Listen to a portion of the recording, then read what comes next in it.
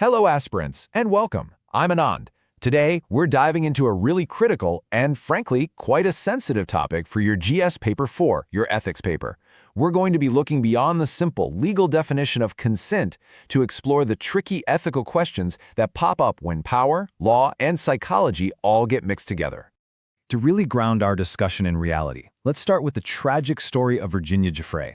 She was a survivor of Jeffrey Epstein's trafficking ring. You see, her lifelong struggle with trauma, it tells us something really important. It highlights a critical ethical problem. What happens when the very idea of consent is twisted and manipulated by someone in power?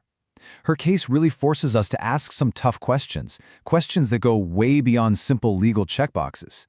And that really gets us to the heart of the matter.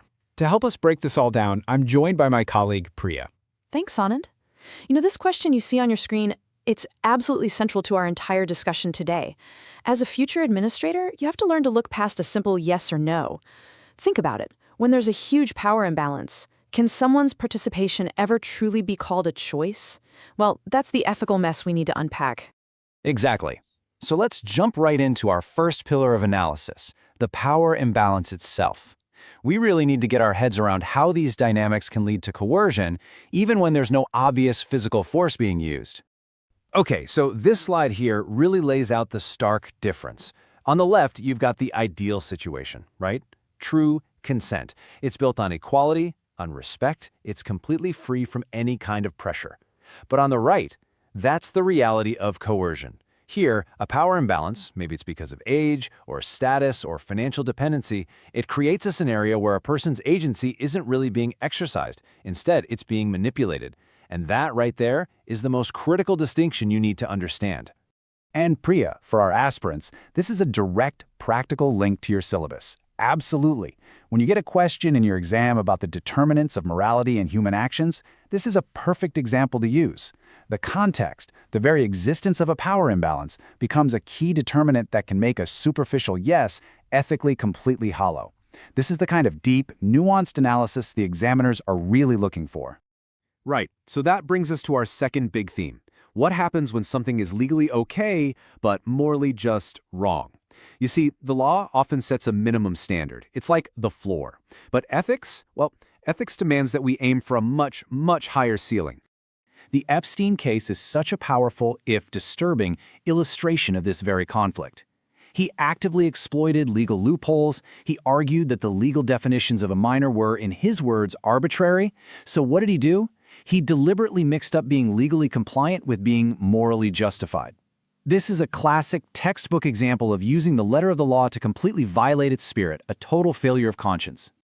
And for your answers, this connects directly to a key syllabus topic: laws, rules, regulations, and conscience as sources of ethical guidance. This case is a fantastic example to argue that the law, while it's vital, is simply not enough.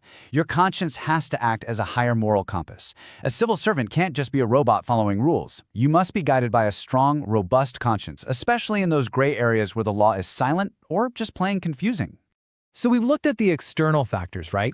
Power and law. But to really get the full picture, we have to look inwards. We need to explore the incredibly complex psychology of the person who has less power in the situation. How do they even begin to navigate their own sense of agency and choice when they're under so much pressure? This quote, it's incredibly revealing. It perfectly captures a very complex internal state. It's a situation where an individual, just to hold on to some sense of control, might completely reject the label of victim. They might try to rationalize what's happening because the alternative, actually admitting they've been abused, is just too shattering to confront. This is not an expression of free consent. It's a deep psychological survival mechanism. And this psychological side of things, this is where your emotional intelligence and empathy are really put to the test. As an administrator, you're going to meet vulnerable people, and sometimes their stories might seem contradictory or confusing. Your job is to have the empathy to look beyond just their words, to understand the potential for deep-seated trauma and coercion. This is an absolutely core aptitude for public service.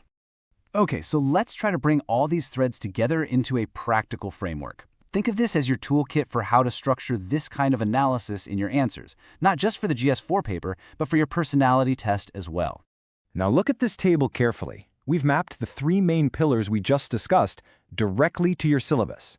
First, power dynamics, That connects straight to determinants of morality. Second, the whole legal versus moral conflict, that's a perfect case study for conscience as a source of ethical guidance. And finally, the victim's psychology. That directly tests your emotional intelligence and empathy. If you use this structure, it will help you build really sharp analytical answers that apply theory to these tough, real-world ethical problems. We wanted to end with this. It's really a call to action. You see, this isn't just some academic exercise for you to pass an exam. Understanding these complex issues brings with it a very real responsibility to protect the vulnerable in our society. The path forward isn't always clear, but like the quote says, we've got to start somewhere. And so, we'll leave you with this final thought. Your journey as a civil servant is about so much more than just implementing policies. It's about being a guardian of the ethical fabric of our society. So reflect on the question you see on your screen. Your responsibility, it doesn't start on your first day of posting. It begins right now, with the knowledge you gain, the sensitivity you cultivate, and the empathy you choose to develop. Thank you for joining us.